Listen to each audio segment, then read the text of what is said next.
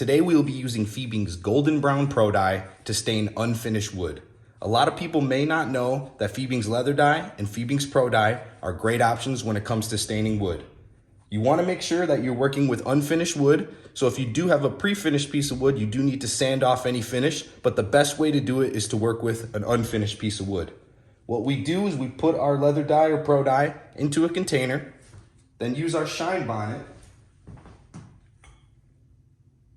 get that nice and saturated, and then just make horizontal passes back and forth to coat the wood. Once you get the whole piece done, you'll want to let it dry completely and then go back over it to touch up any areas or just get it a little darker if you'd like it to be a little bit darker. As you can see, the wood soaks it up right away.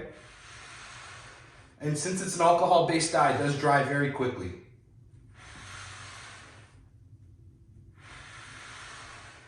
Continue on until the piece is finished. Let it dry, and then repeat until the desired finish. Once it's completely dry and you're satisfied with the look, you can go over it with a clear polyurethane finish, or just leave it without a clear coat, and it gives you a great, nice stained look, keeping the natural grain.